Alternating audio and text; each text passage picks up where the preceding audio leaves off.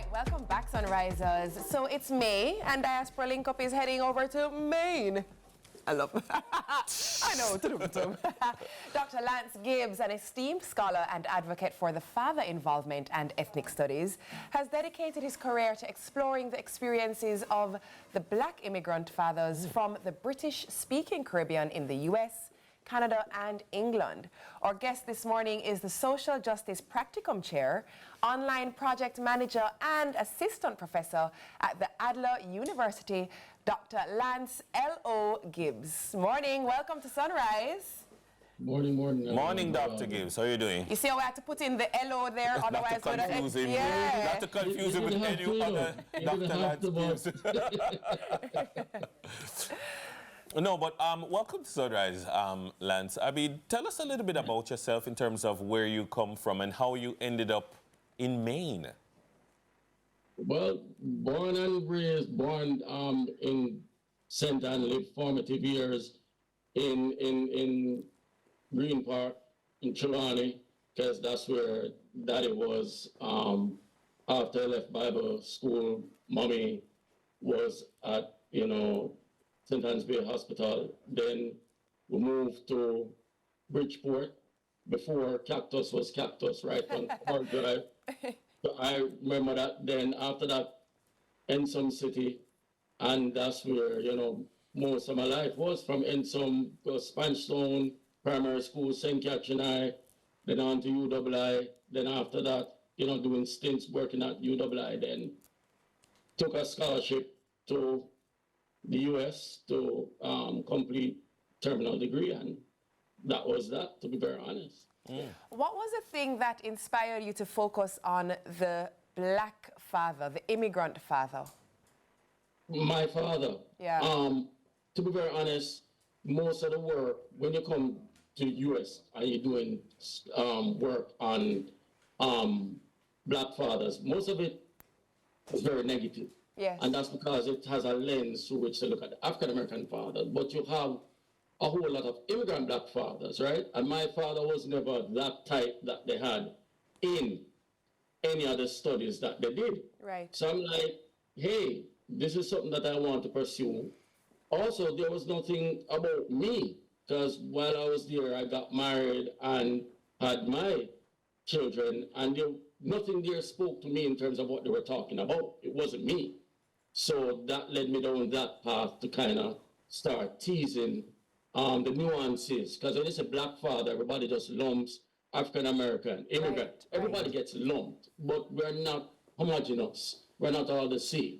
So that's what led me to doing that. You know what I loved in you giving us a little brief synopsis of how you started and where you came to be? I love that you still referred to your father as Daddy. And Yes. so the affection with which Yes. you spoke of him, obviously, I knew exactly where you were going. Yeah. Tell us about the course specifically, and what it is that you have found using a different pool of the representation of the black man, and what they basically take away then from the course as it relates to the US, Canada, and the UK as the base. So specifically, I have some work that doing with my wife. She's in social work here. He's also big up from Trelawney as well. We actually look at what you call middle class fathers, because all of it is about lower class. So you're looking at middle income. Yes. So we're actually pulling it apart. And what we find is that fathers father in a different way. Those immigrant fathers, Yes. they father in a different way. We can't use the same kind of measuring stick that we use for every other father, which is why I was very specific with talking about those from the British-speaking Caribbean islands. Right. Because, it would be different for those from the Francophone, those from the Hispanic. It would be different, and you'd have to do studies to look at that. Right. And what we find is that we father in very different ways, by and large, use the heavy-handed approach in terms of the spanking. we do more talking, trying to get behavior changes. Yes, but yes. The lie, and I call it the lies that are told, how we father, like for example, you wouldn't measure before this, you wouldn't measure sitting down and having a meal. But what we find in terms of the impact on offspring. Those children, when we do that, they have better child outcomes in terms of what they do in terms of their education, their health outcomes, even their psychosocial outcomes are all positive. So we have to be mindful that we don't get locked into looking at fathering through just one lens, because then we can't use it for every group of fathers that we look at. That would just not be the right picture that we get. Lance, let me ask you about, just Lance the Jamaican living in a place like Maine, because Maine is definitely not the demographic profile of New York, of Florida. I mean, as a Jamaican operating in the space, maintaining your Jamaican-ness in that part of the diaspora. Tell us a little bit about that.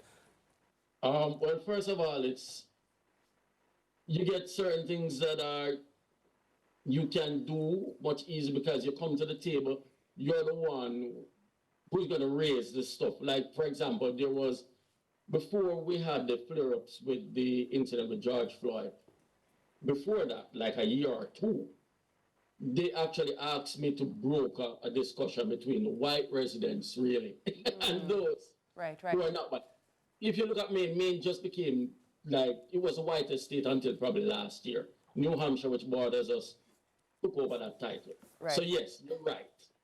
Not much looking like me. Worse, not a whole lot. But we do have Jamaicans here, but not a lot. So you have that. And so to talk about issues pertaining to like race and what it means, they kind of pulled on me. There was this like community discussion, and they're like, can you help broker it? So in that way, it's a positive. For me, in terms of Jamaican-ness, it's just how I go about my daily thing, to be very honest. You know, first thing that stand out is how you talk, right? Yes. Where you get that ever so often. And I tell them, well, guess, most people, they done halfway. It's always Africa for them. I was going to say, I know they go to Ghana. Yeah, they don't know anything outside of that, so it's always Africa. And I'm like, Africa is a continent, so let's start there. It's a teaching moment. But most people, but you have your community here, you know, it's kind of hard with certain things, you know, to do. But you make do, to be very honest. You make do, you know how we are as Jamaicans. Yeah. Anywhere we go, we find others, we connect, you know. And we start our own thing. We invite over a couple of Jamaicans, you know, kick back, eat some food, the whole 9 yards. That's all you have to do, and we know how to do it. Indeed. Everywhere we go. Indeed. Always a pleasure. Thank you very much, Dr. Lance Gibbs, Social Justice Practicum Chair, Online Project Manager, and Assistant Professor at the Adler University. Coming up next, the Registrar General's Department, the RGD, champions inclusivity. We'll be spotlighting the blind community and Braille accessibility. Love this. More Sunrise after the break.